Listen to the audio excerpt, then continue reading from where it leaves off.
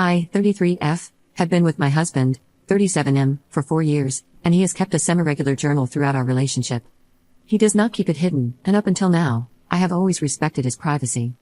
Recently, after we had a heated conversation, I don't know what came over me, but my gut told me to take a peek into his journal, so I waited until after he left for work and then started reading it. He wrote several times that he hates me, and at one point, he said when I was sick, he hoped I would just unalive.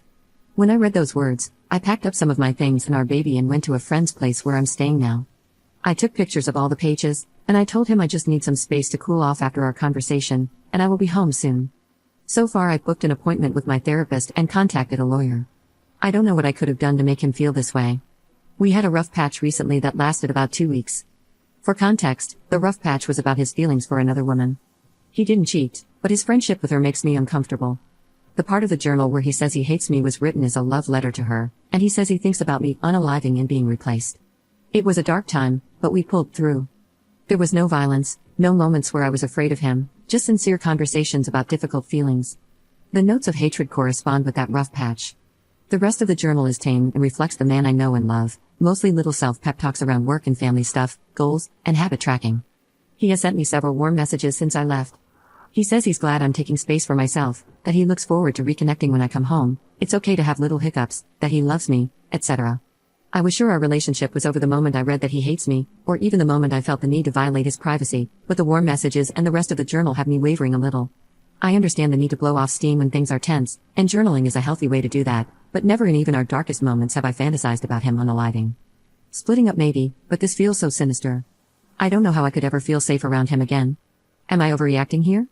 Has anyone else had similar thoughts about a spouse that they then got over, or is this a man I need to protect myself and my baby from? Update 1.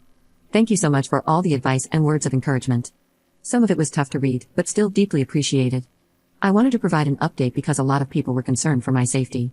I took a commenter's advice and sent the pictures to a trusted friend. She pointed out that a passage I initially read as, "Every day I think about telling her," actually very clearly says, "Every day I think about unaliving her."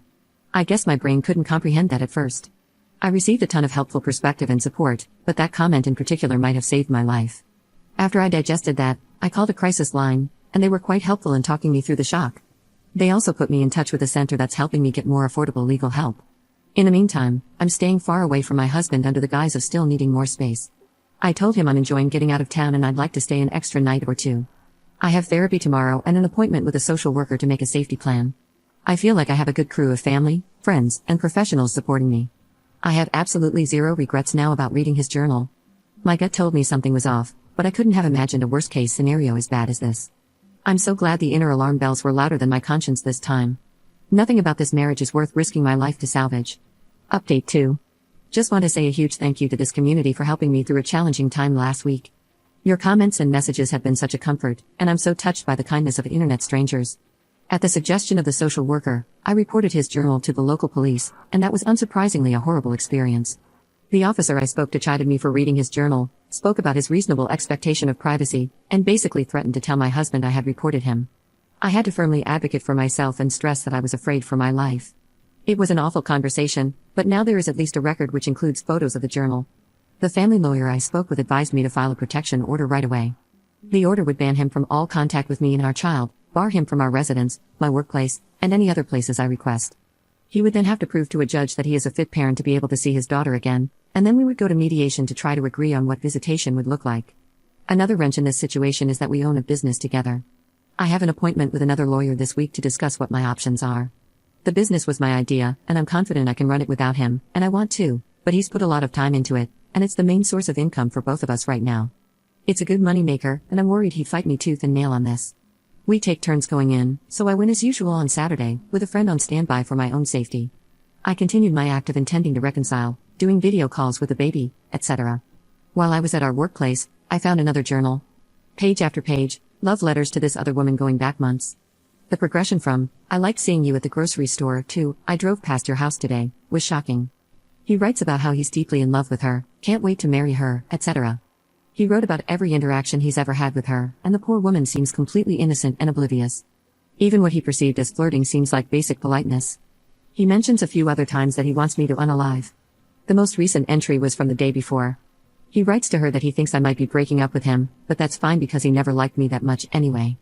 If he's upset about anything, it's just about losing the house and how the breakup will be perceived by our friends and community. I'm not yet sure if I should warn the other woman. It's my instinct not to, at least not before the ink dries on our impending paperwork.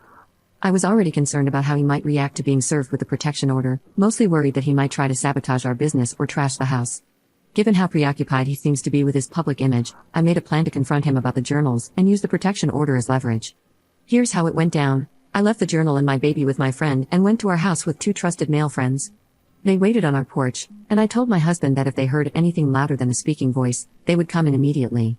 I told him I had to tell him something he wouldn't like to hear, and he needed to know that I had already taken steps to protect myself. I told him I read the journals, specifically what he said about wanting me to unalive and thinking every day about unaliving me. I said I had taken photos, that they are backed up, and a trusted source also has copies. I also have the original copy of the journal full of love letters. I wondered until this moment if he had intended for me to find them, but he was obviously blindsided. He tried to say it was just venting, but I told him I would not be taking any chances or entertaining anything he has to say about it. After reading what I read, I will never trust him or feel safe around him ever again. I told him that no one who knows him knows about this yet, and the men on the porch just know that I'm breaking up with him and need support. This was true, aside from the friend that I called to stay with and the other friend I sent the photos to. I said I am willing to protect his reputation here if he cooperates with me, and I told him that I don't even have to ruin his chances with the other woman, but I will if he's going to make things troublesome. I said that he can either do what I need to feel safe, or I can have that safety court ordered. He asked what I wanted, and I said I wanted him to give up the business. We'll sort out the details after I speak to the other lawyer, but for now, I want his keys, and I'll be changing the passwords on everything. He didn't put up any kind of fight, he didn't want to hear anything about what it would look like to go through the courts, he didn't ask about our baby. He just calmly got up and got the keys and asked if I wanted anything else. I told him that any communication with me should be about separation logistics only, like arranging a time for me to collect the rest of my things. Since then, he has been blowing up my phone, saying I know his heart, let's walk back from the edge, let's talk to a therapist, he's sorry his words hurt me, etc. Each time, I just tell him he's crossing my boundaries, and he backs off. He apparently told his mom and sister everything, and they're supporting him in getting help. He's been cooperative so far. He's interviewing for a new job, seeing a therapist, and updating me on his movements, though I didn't ask for this. I've temporarily moved in with my parents. My commute to work is longer, but I have help with the baby and home-cooked dinners. I'm starting to settle into new routines, doing so much therapy and yoga. I inherited a small cabin before my husband and I met. It is currently being renovated, and the original plan was to move in there with my husband and our baby when it's done. The cabin is actually in my mother's name because she's never trusted my husband, God bless her, and wanted me to shield it from him in case of a divorce, so I will have a permanent home for me and the baby very soon. The dust still needs to settle, and it could get worse before it gets better, but I'm optimistic at this point. I'm confident I'm going to come out the other side of this as a strong single mother with an incredible child, a thriving business, and an adorable little home. Honestly, the thought of having all those things on my own without my husband is so freeing. I've got a great village supporting me.